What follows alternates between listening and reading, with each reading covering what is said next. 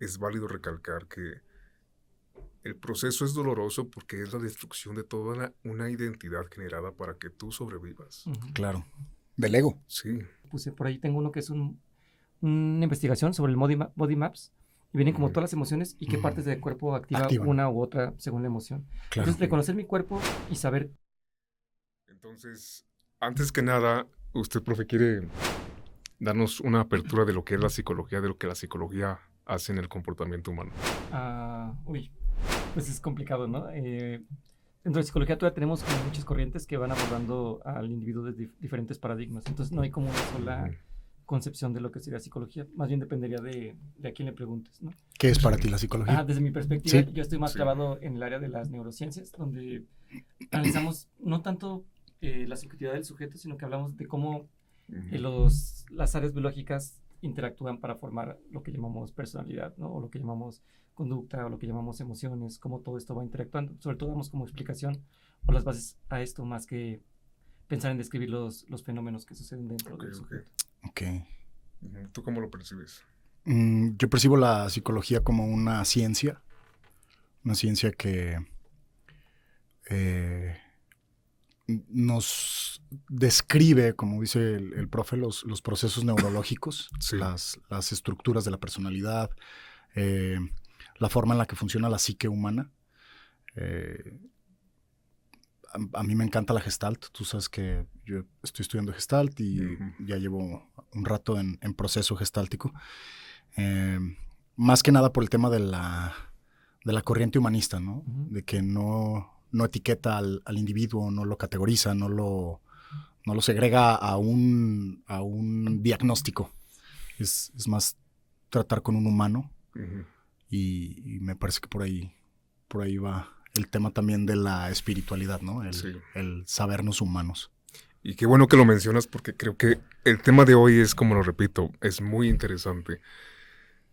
Porque abarca muchas, desde algunos tipos de conductas, desde algunos tipos de patrones y creencias que de alguna manera nos llevan a fomentar cierta identidad, inclusive a veces hasta limitante. Pero muchas veces no vemos el trasfondo, que a veces de todo ello hay una emoción, ¿sí me entiendes? Hay una emoción enraizada y de ahí es, como yo lo percibo, es el detonante. Y como lo menciona usted, profe, es a nivel cognitivo, es cuando tienen estos, ¿cómo decirle?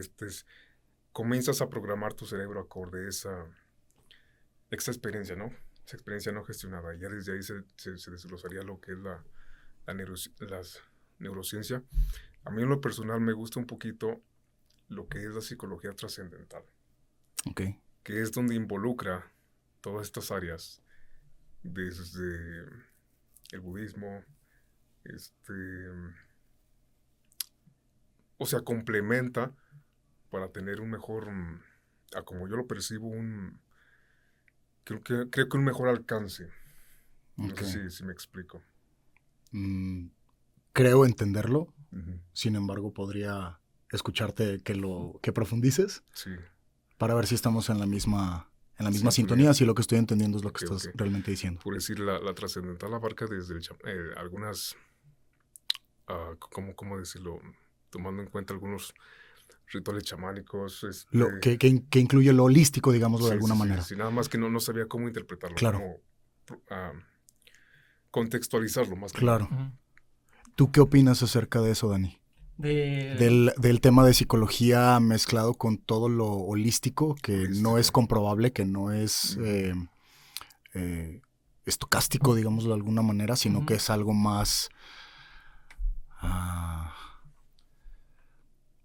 experimental, más que lo tiene que vivenciar, digámoslo de alguna manera, que lo tiene que vivir el individuo para poder entenderlo, porque si yo te explico mi experiencia, para ti a lo mejor va a sonar inusual o rara, ¿sabes? Entonces, no sé cómo lo percibes. Híjole, pues yo pienso que si me hubieran invitado, nos hubieran tenido el programa hace un año, me hubieran invitado hace un año, mi respuesta hubiera sido muy, muy distinta, ¿no? Yo estaba muy, muy clavado, todavía estoy muy clavado en las neurociencias, pero estaba muy clavado en la parte biológica de la conducta. Y justo hace como 8 meses, creo que un poquito antes de conocer a Alfredo, comencé a tratar de regresar un poco a los conocimientos ancestrales, ¿no? Comencé a clavar un poco más en saberes ancestrales, justamente por la investigación.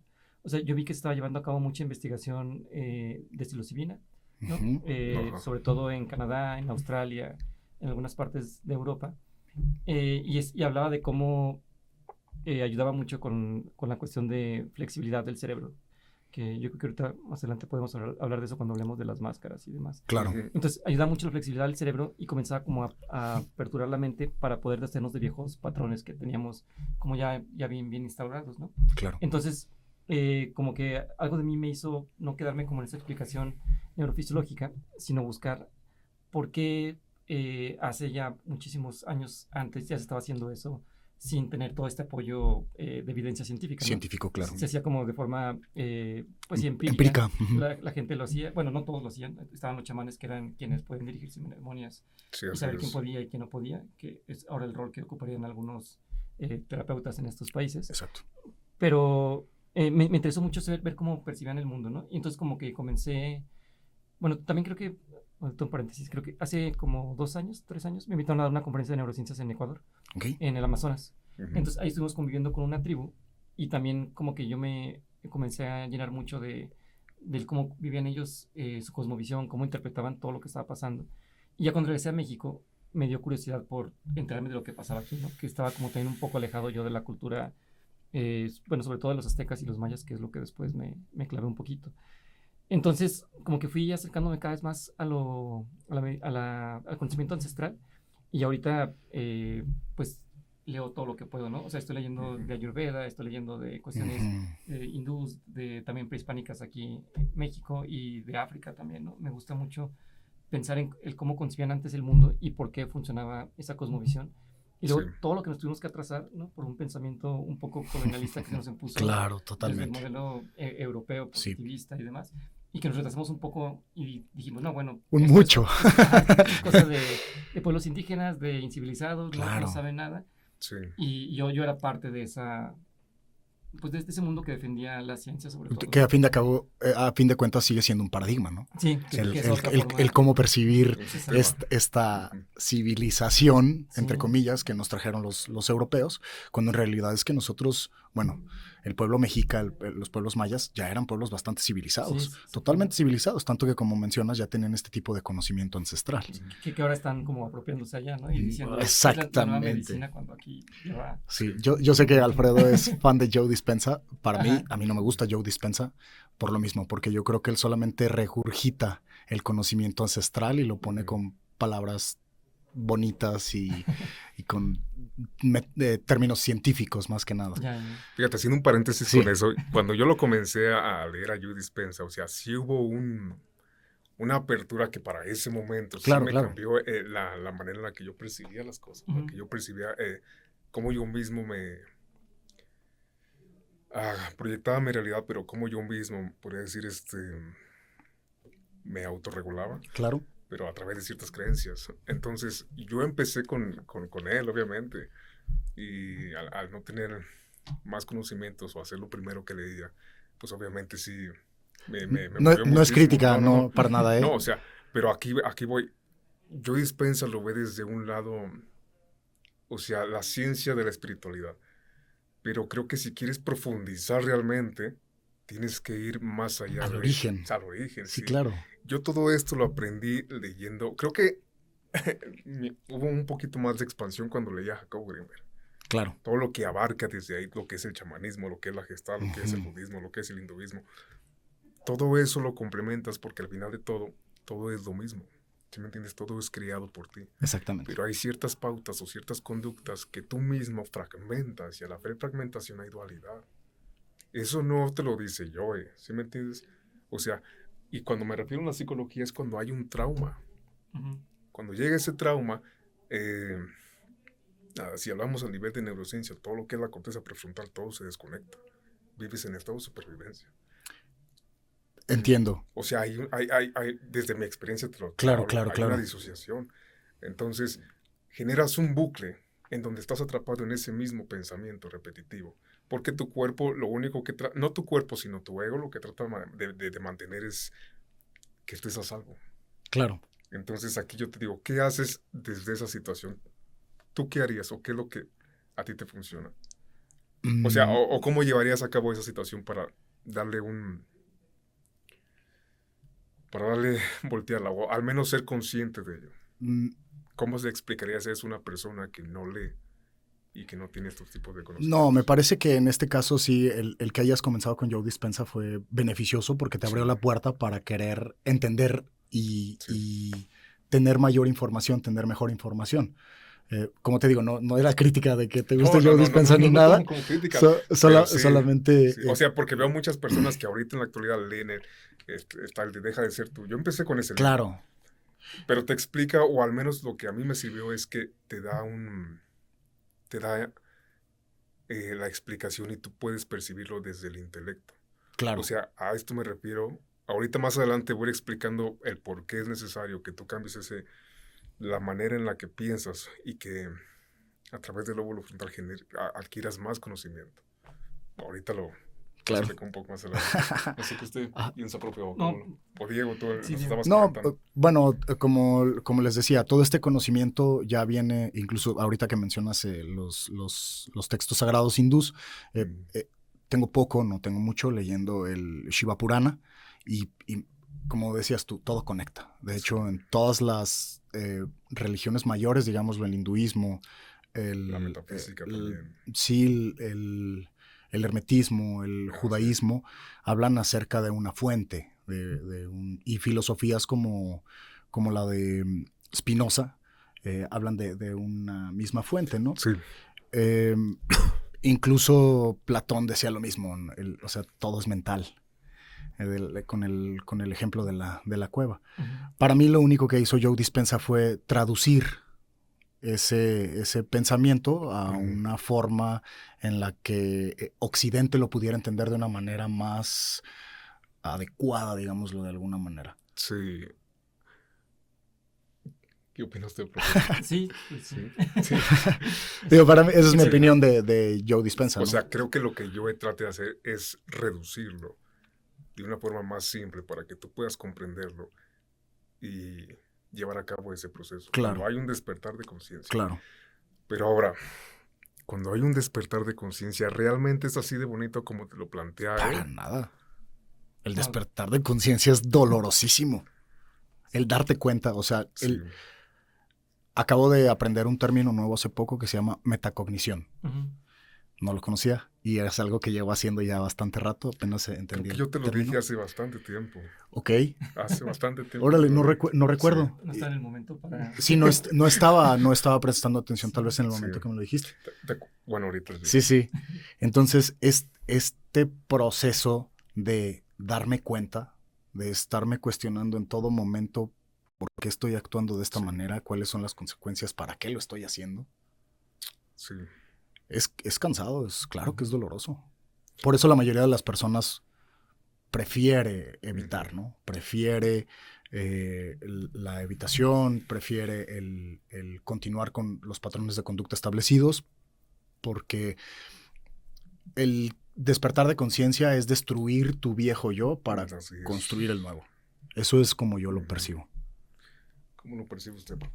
Sí, igual, como muy, muy doloroso, ¿no? O sea, siento que es como que ibas en una bici con un montón de rueditas al lado y cada vez que están quitando las ruedas sientes que estás a punto de caerte, ¿no? Y de ni modo, no hay de otra. O sea, ya una vez que empezaste o acabas o no hay de otra. Claro. Digo, yo sentí en el proceso muchas veces como decir, ay, ¿cuándo termina esto? O ¿cuándo deje de doler esto?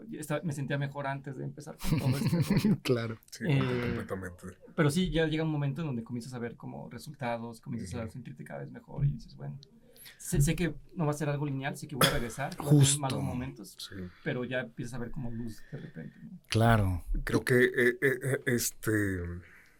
es válido recalcar que el proceso es doloroso porque es la destrucción de toda una identidad generada para que tú sobrevivas. Uh-huh. Claro.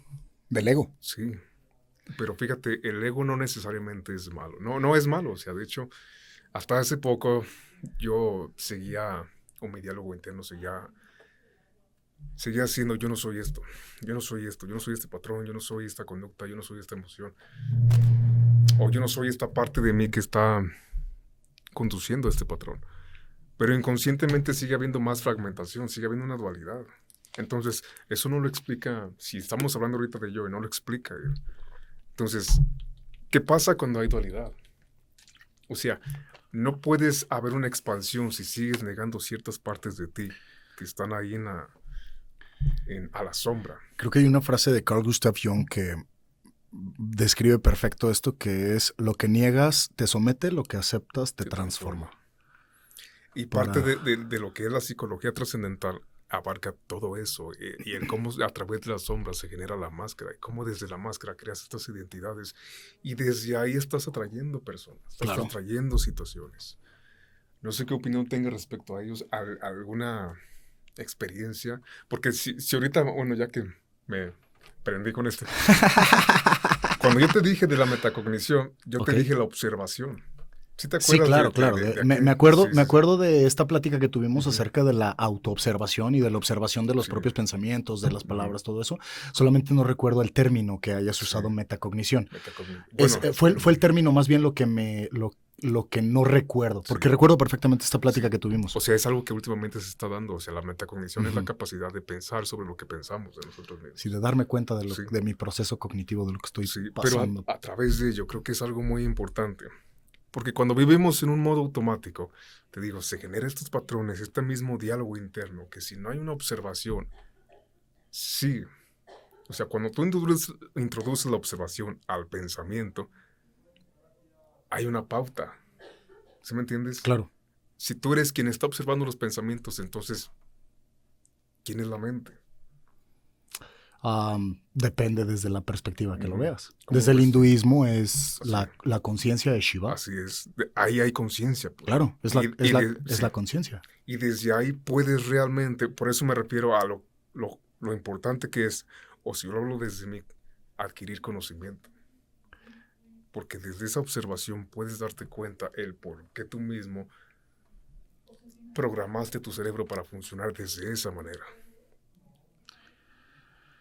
Puse por ahí, tengo uno que es una investigación sobre el body maps, y vienen como todas las emociones y qué partes del cuerpo activan una u otra según la emoción. Claro. Entonces, reconocer mi cuerpo y saber qué se siente estar enojado, qué se siente estar feliz, es un gran paso para reconocer cómo voy a actuar después. Claro. Y la otra es que normalmente la meditación, no profunda, sino la meditación un poco más ligera, sí, claro, activa ondas cerebrales que nos ayudan a flexibilizar el cerebro y a generar nuevos patrones de respuesta, ¿no?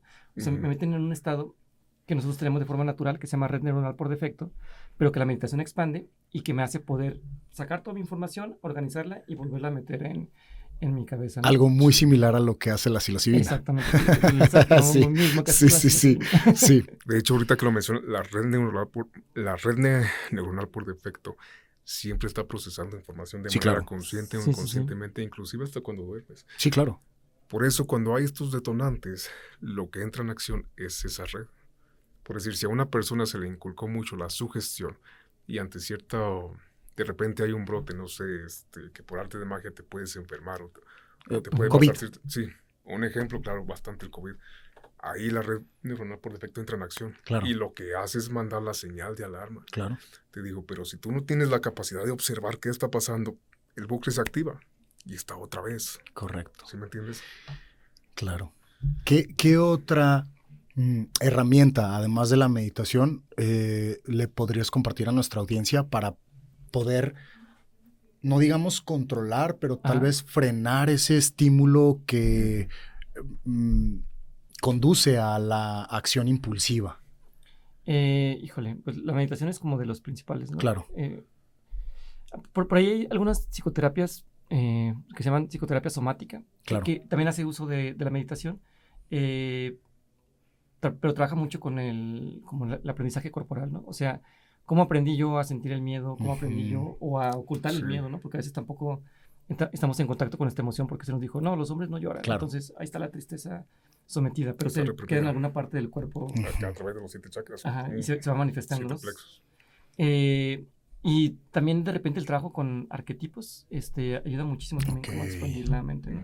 O sea, cosas que obviamente no parecen tan científicas como el tarot. Pero El tarot. que lo trabaja Totalmente. mucho Jung también. Sí. Ayuda mucho a qué veo yo en esta carta y qué de lo que yo soy en este momento me está reflejando, ¿no? Entonces claro. es una forma de... Lo que viene proyectado desde el subconsciente. Desde el subconsciente, Sí. exacto. No tanto como una cuestión mágica Sí. de destino, sino como un yo estoy aquí. Bueno, yo sé Exacto, que- no es un método de adivinación, Sí, es una manera de proyectar desde el inconsciente qué Sí. es lo que yo estoy pasando por este momento, ¿no?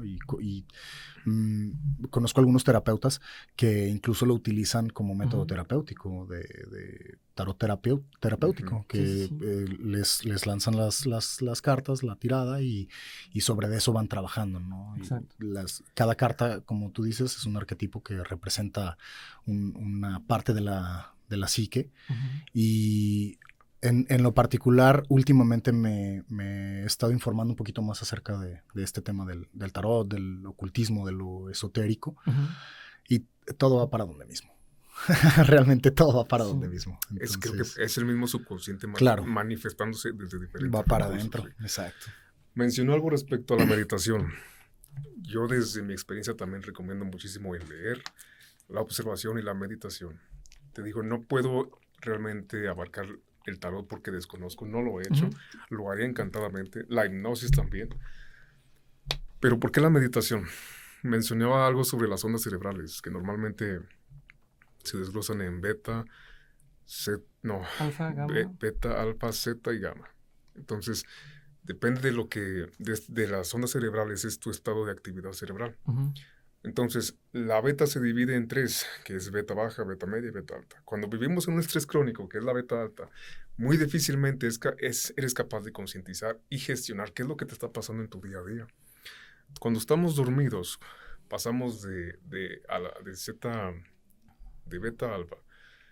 Pero hay una pauta que es cuando es el sueño pesado o el sueño profundo, más bien, que estás en la zona, en las ondas alfa.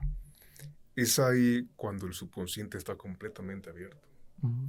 Cuando hablamos de zonas gamma es cuando realmente estás en un modo o en un estado de éxtasis en donde transmutas la emoción. Ahí es donde Joe Dispenza se refiere a la energía kundalini. Ujú. Entonces, Que nuevamente es un concepto sí, es un concepto muy ajá, antiguo ya, ¿no? desde la metafísica Ujú. es la conciencia con Dios, la unidad, es donde estás completamente expandido. Ujú. ¿Sí me entiendes? Inclusive hablando desde el cristianismo, es el jardín del Edén. O sea, teniendo en cuenta de que la Biblia habla en parábolas. Entonces, ¿por qué la meditación? Porque ahí llevas a tu cuerpo a ese estado y desde ese estado puedes reprogramarlo. Pero para eso tienes que observar donde hay conciencia Claro. y realmente que abarques tus mismos limitantes, tus mismos pensamientos, porque todo pensamiento conduce a una emoción y ahí lo que tú tienes que hacer es observar. Literalmente es como si fueras con una lamparita observando todo tu cuerpo desde tu mente y analizando cada sensación. Para mí la observación es mucho más que tener la capacidad de cuestionarnos el por qué pensamos sobre lo que pensamos. A mí me cambió completamente la vida, pero no fue así de un día para otro, ¿no? Claro. Yo lo tuve que hacer hábito. Y No, claro. dentro de los despertares, pues obviamente no es como te lo pintan en los libros, que vas a meditar y vas a transmutar y vas a... No, madres. Hay una completa destrucción que genera desde ataques de pánicos, Claro. estados... ¿Cómo llaman en la psicología cuando tienes estos...? Catarsis. No hay como una catarsis, es un brote psicótico. Mm. Cuando no sabes sostener realmente lo que te está pasando, puedes llegar a esos estados. Pero todo viene desde esos mismas destrucción de toda una identidad fomentada, un estado de supervivencia. Claro. Ahora, estaría interesante dejar para nuestro siguiente episodio el ver este fenómeno que ha sucedido de lo que comentas, cómo el capitalismo y el sistema occidental han pintado el despertar de conciencia como si fuera algo maravilloso y que lo puedes vender en cursos y que puedes darle soluciones a las personas en 3 semanas o con este tipo de dinámicas que solamente ciertas personas privilegiadas pueden tener y que desde mi perspectiva no funcionan porque no es hacer el trabajo de fondo, pues, es solamente maquillarlo y decir, para mí es la trampa del ego, ¿no? El Muy decir, por encima, soy mejor que tú sí. porque yo ya soy espiritual. Ok, sí. Entonces, sí, me parece que estaría interesante dejarlo para otro episodio. Sí. Dani, no sé si te gustaría que volver a estar de invitado. Nosotros la verdad Pues, es que está... sí, logramos coincidir. otra Sí, vez, claro. Sí, gusto. con gusto. Sí, porque estaría interesante ver esta parte, ¿no? Profe, ya para despedirnos del programa, algo que quiera compartir a nuestros televidentes, a las personas que nos están escuchando. ¿Qué recurso daría usted para que sirva de autoayuda a personas que no saben cómo realmente conocerse, cómo escucharse, cómo sentirse? Uy, no sé, es que creo que es complicado. Creo que cada quien va a encontrar su camino, ¿no? O sea, si está dispuesto a ir y va a encontrar su camino. O sea, por ejemplo, ahorita que hablas tú de la observación, yo era una persona que se auto-observado mucho desde todo el tiempo, ¿no? Pero una cosa era auto-observarme desde una religión que fomentaba el juicio, y otra cosa es auto-observarme ya como con compasión, como con entenderme, ¿no? O sea, yo trabajaba mucho en esas dualidades de bueno y malo. Y para mí, cuando llegué a los yorubas y a los orishas, y vi cómo integraban el bien y el mal siempre, o sea, no era como que alguien es bueno y malo, sino como que siempre está conviviendo esa posibilidad de que salga la sombra, ¿no? Sí. Y de aceptar la sombra para que eso que consideramos malo no sea malo, sino sea una parte de ser humano. Fue cuando yo logré como hilvanar todo, ¿no? A mí eso me costaba mucho entenderlo. Incluso pensaba yo en diferentes tipos de dioses, ¿no? Un dios que es torturado y que lo vemos sufriendo, otro dios que siempre está como en calma y feliz. Y yo decía, es que yo no encajo con ninguno de esos dioses. Y tuve que llegar a los aztecas también, a todas estas como... a tu propia verdad. Sí, religiones que fomentan la dualidad, que para mí eso es donde yo me encontré cómodo, ¿no? Pero no creo que sea la respuesta para todos. Creo que cada quien va... Tiene que buscar su camino. Pero... Y entiendo, perdón que te interrumpa, entiendo por qué la mayoría de las personas todavía no logran entender que no hay bien y no hay mal. Son solamente, es complicadísimo entender esto, son solamente conceptos, etiquetas que el mismo judio-cristianismo le ha puesto a ciertas acciones y que con eso se basan como brújula moral para saber qué es conveniente y qué no es conveniente, que ahí ya cambia completamente las cosas, ¿no?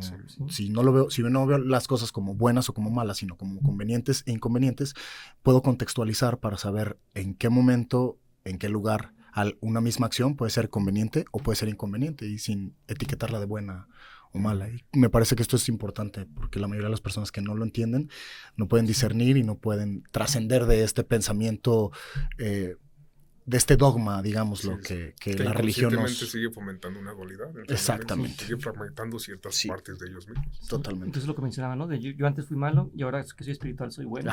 Pero se mantiene esta dualidad, ¿no? Exacto. Pero por decir, el hecho de que tú aparentemente hayas sido malo, era una conducta tuya que de alguna manera te llevaba a por decir, a protegerte de algo. ¿Sí me entiendes? Ahora hay esta etiqueta donde dices que ser malo te va, el ejemplo más típico, vas a irte al infierno. Entonces ya hay una fragmentación y ya hay un miedo. Ya rechazas esa parte de ti porque ya te acondicionan con que ser malo es irte al infierno. Claro. Así es como se fomenta todo, o se fragmenta ciertas partes de ti, pero no son más que etiquetas. Claro. Pues bueno. Pues muchas gracias, Dani. Sí. Gracias a ustedes. Un gusto.